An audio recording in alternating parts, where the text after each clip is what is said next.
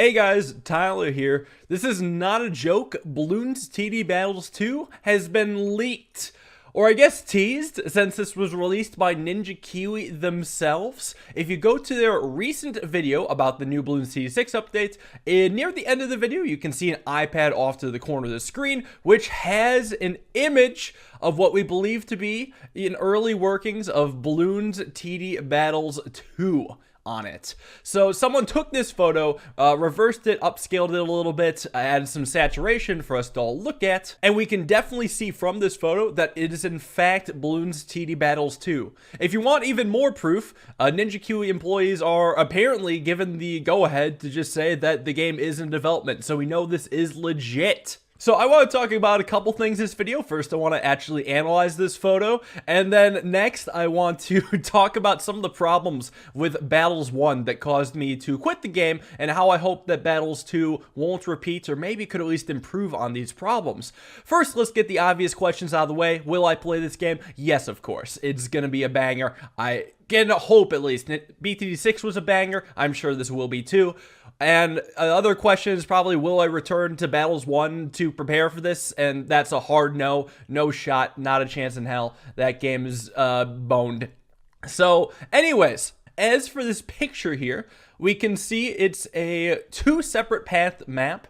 One path for what appears to be the AI Bloons, the natural Bloons that are going through this long, snaked tiled path, which is significantly longer than this barely loosely constructed dirt path for the player Bloon sense, which is kind of crazy. We see a lot of the battle stuff we all know and love, the Bloon sends, the tower icons, but I guess in addition to the three towers, there's two things worth noticing. The first and most obvious one is that the hero is right next to the towers. So the player on the left has Quincy and three towers, and I guess the player on the right, whose perspective we're looking at, has Gwendolyn and three towers.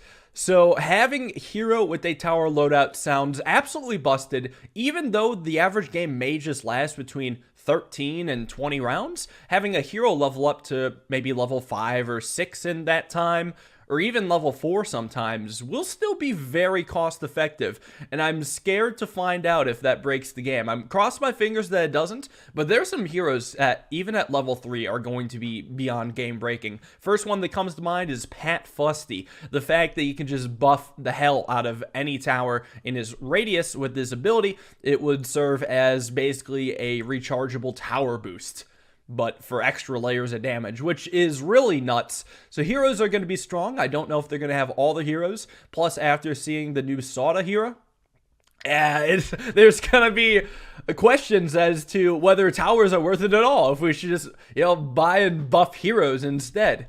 Who knows? But I'm sure they'll find a way to balance it, maybe reduce XP gain even further, or maybe have separate balancing for Bloons TD6 and Battles. That's really all I can hope for. That being said, the other thing I noticed is that there's no fourth tower. Fourth towers were one of my least favorite things in Bloons TD Battles, only because they were random. So really, whatever fourth tower you rolled would have often a large impact on the outcome of the game. And I think recently in the original game, Ninja Kiwi did disable fourth towers for high arenas, which is a cool change, certainly. But I'll talk about more of the problems of Battles 1 later. It's just hopefully implying that they'll continue with that for this game. Oh, and I guess one little nitpicky thing. The towers we're seeing are actually on the left side of this iPad, and the player who they're assigned to is on the right side of the iPad. I'm just saying that because I think in the original game, the towers would always be directly below your side of the field to make it easier to drag them on the field if you didn't have hotkeys. But the way it is right now, they'd have to drag them a longer distance, which is awful for micro. It's just a nitpicky thing. I imagine that'll be changed, but if not, I feel like it's gonna be more annoying than you'd think. And let's go to the familiar stuff. We can see in the middle, there is a basic balloon boost and a basic tower boost, from what I can tell from the 30 pixels we can pick up. All standard stuff. Looks like the balloon sends are pretty normal too. It even seems like they mimic the balloon sends from normal battles, although it'll be interesting to see how the purple balloon, the DDT, and the BAD slot in. In addition to the balloon sends, we can see to the right 3 locked icons. Now, I believe those are supposed to be the regrow and camo modifiers that you can add to balloons after unlocking those at a certain round, with the third one being the fortified option, which I imagine still only applies to ceramics and Moabs. And then you can see that the top of the screen is pretty normal, except for the fact they obviously have some sort of sandbox mod. $999,000 on round 6 is only possible if you're a Bloons god like ISAB, and I think the 251 has to be income. I imagine there's a starting 250 income, and then it increases when you send balloons. Get it every 6 seconds, or maybe they changed that. Don't see why they would need to. Life count on the top of the map seems pretty standard. The only thing that's a little bit off is the fact that the other player has sent us yellow balloons on round 6, when we definitely don't even have grouped yellow balloons unlocked.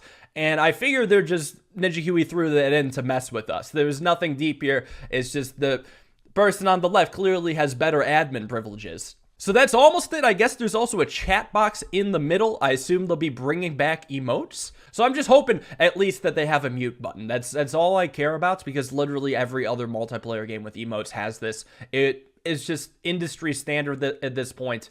You'd be fools to not include it. People will complain about it more than I do.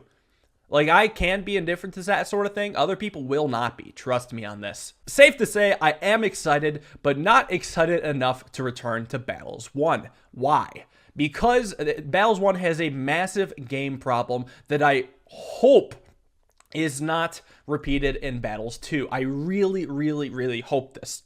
And the problem is, they tried to kind of add some complexity to the game due to the introduction of powers.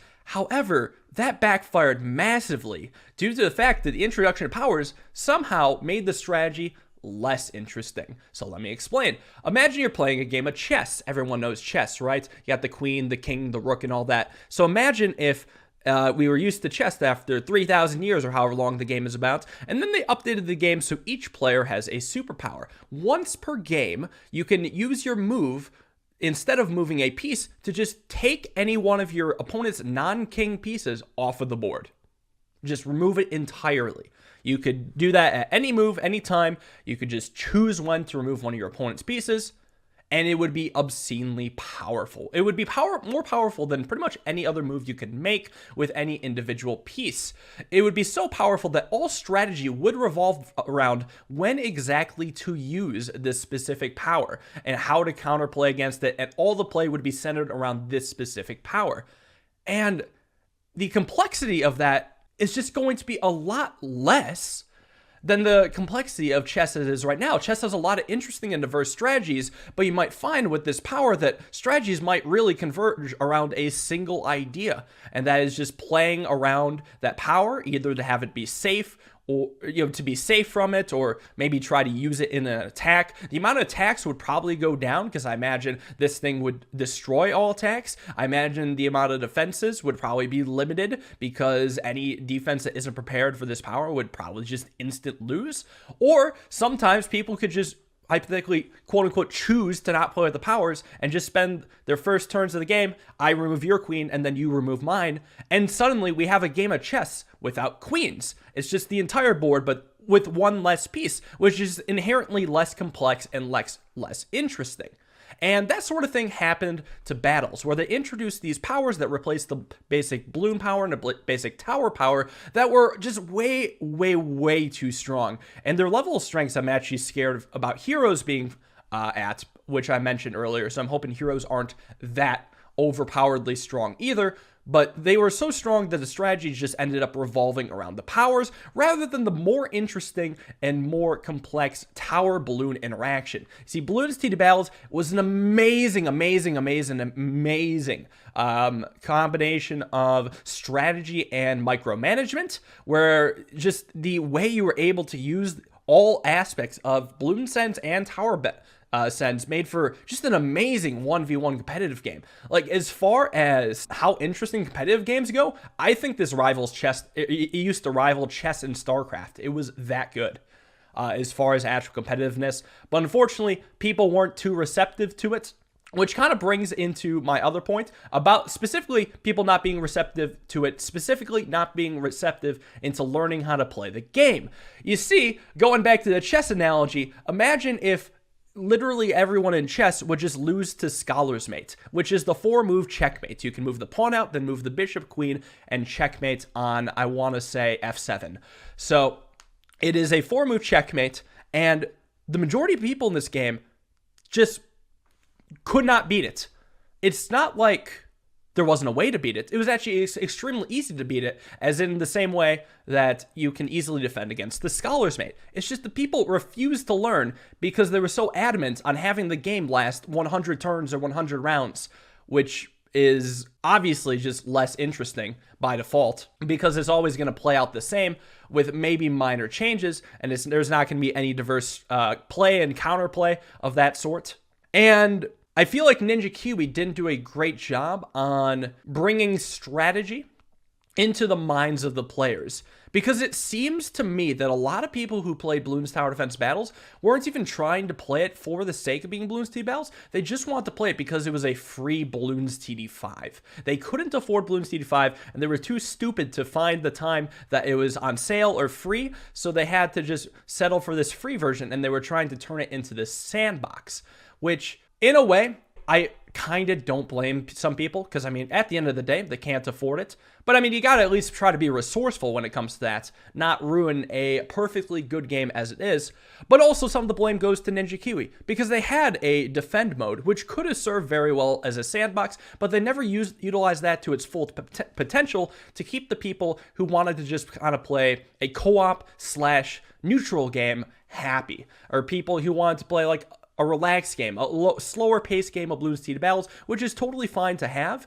It's just would have been best if there was a specific mode for that, so people could know for a fact that they would be playing with people with a similar mindset as them and be forced to try to cooperate and have a good time with that. And so players who wanted to have a competitive game could know that their opponent is also going to try to win and not just give up in the Bloons equivalent of Scholar's Mates, which I didn't even mention, by the way, was round 13, the Regrow Rainbows. I guess it probably is obvious if you know the reference, but that is what I was referring to. They're very easy to beat, trust me. You can probably beat them with every single tower in the game, including Village, by the way.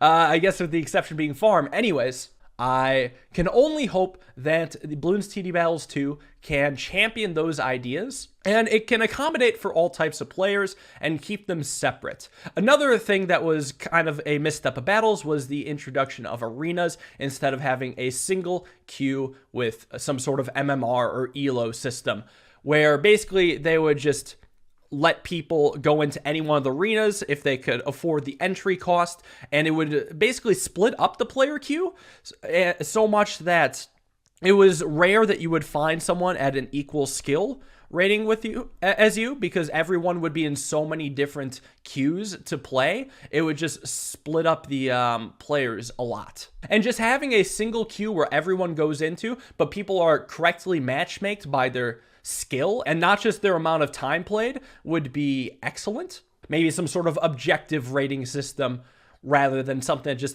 encourages people to grind, something that is more beneficial than the long term rather than a cheap gimmick to try to keep people addicted to playing.